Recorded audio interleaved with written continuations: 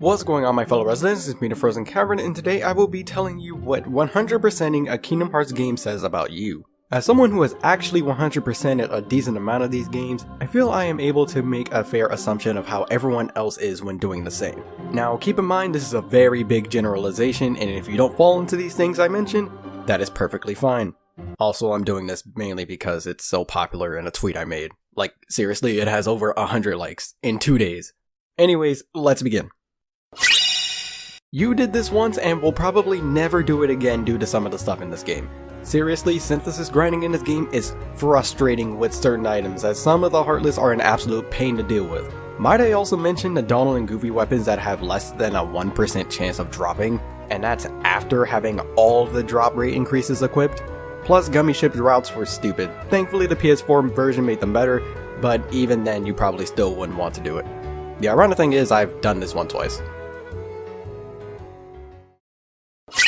You enjoyed most of this game's extra content and might even be willing to do it again. This game's post-game is so good, there's so much stuff to do, and most of it isn't even bad. The only thing you'll probably hate is repeating Atlantica, figuring out how to do gummy ship routes, and dying to bosses a couple times over and over. But you still do it all again one day. And maybe one day I'll do it again. Darling, it's better, down where it's wetter, take it from me. You have more patience and determination than most. You also don't mind doing the same mundane task of collecting cards, which by the way have such a stupidly low drop rate, and there's barely anything you can do about it. And there are a lot of cards to collect. This person is probably insane. I am definitely insane because I've also done this one twice, and on my second time doing it, I still searched to see if there was a better way to increase the drop rate, even after doing it the first time, and knowing I couldn't. It was a very, very sad time. You have nothing better to do with your time, which you do. Breathing, for instance, is a better use of your time. Playing the other games is a better use of your time.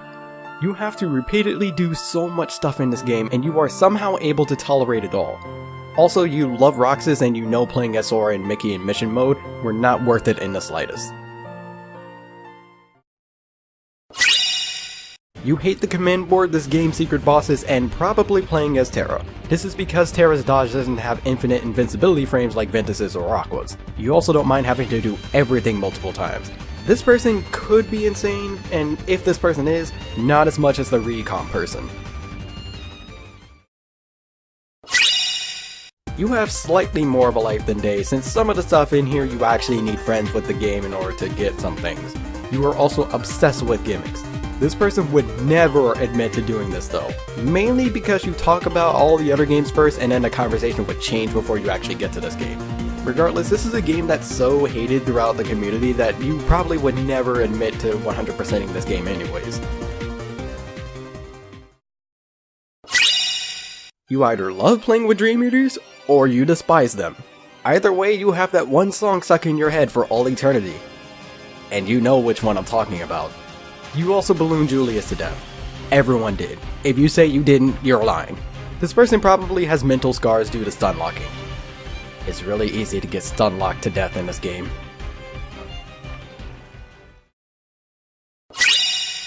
You are a masochist. There is no other way to explain it. You are a masochist, but also a perfectionist. Some of the stuff you have to do in this game, you literally have to do perfectly. This person plays Dark Souls, Bloodborne, and Cuphead for a living, all at the same time. This guy, surprisingly enough, isn't insane, and that's incredibly scary. Okay, should I even do this one? It's literally impossible to do this. The game's not even done yet. Look, even if you could do it, you actually would manage to have less of a life than those who did Days. You had to have lost a really bad bet if you ever try to attempt this. Your eyes might as well be glued to your phone because you are not looking up ever again. You probably also think that mobile gaming is the future. But anyways, that is my deduction of 100%ing every single Kingdom Hearts game. I would do 3, but that game's not even out. If you feel I portrayed all of these accurately, make sure you like the video and tell me about your experiences of 100%ing the Kingdom Hearts games in the comments below. And if you enjoyed, don't forget to subscribe for more video game content, but until the next video, take care.